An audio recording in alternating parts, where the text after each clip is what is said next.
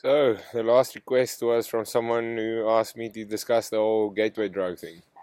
So, this is Smokey Joe on the gateway drug. First, I'd like to say is if you still believe that cannabis is a gateway drug, you're a bloody moron. I think there are bricks in my garden that have done more research than you have.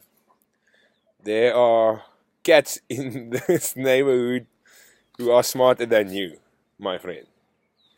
But yes, let's clear this up for you. The gateway drug theory is a broadband theory you could apply to almost anything. So I'd like to start off where I think is the number one gateway drug in society: sugar.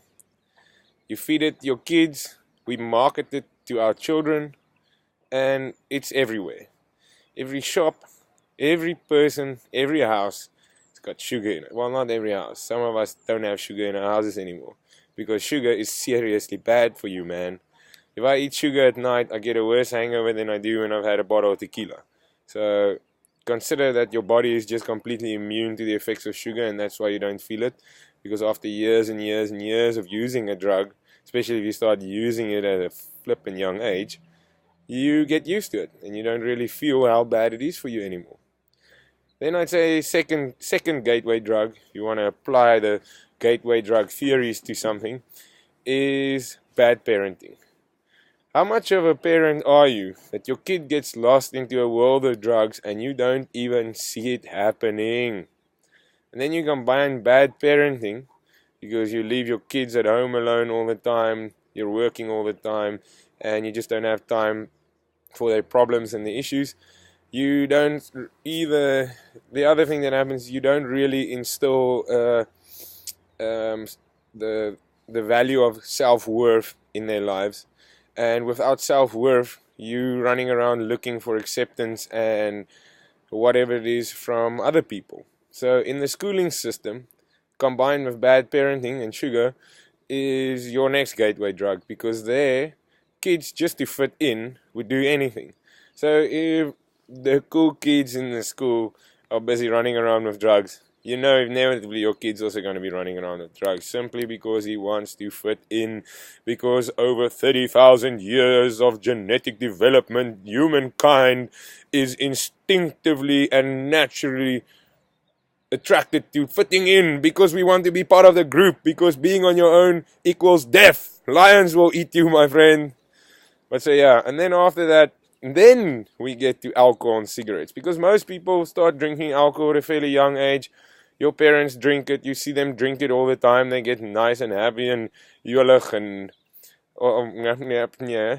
and most kids start drinking alcohol at a fairly young age. Some parents even have their kids drink at a fairly young age, like, oh, it's cool, we can have a glass of champagne. Next thing, you're drunk at a party and someone whips out some cigarettes and you're like, why the hell not? Because cigarettes look so cool, man. You can blow rings and smoke coming out your nose, baby. And then, of course, alcohol takes away all of your inhibition, makes you do seriously stupid shit. Sorry for the word, but really that's the only one to describe that, because it really is stupid shit. I promise you, I've never done something stupid when I was high. We talk a lot of stupid stuff. Some of them aren't that stupid though. I must have had some brilliant ideas.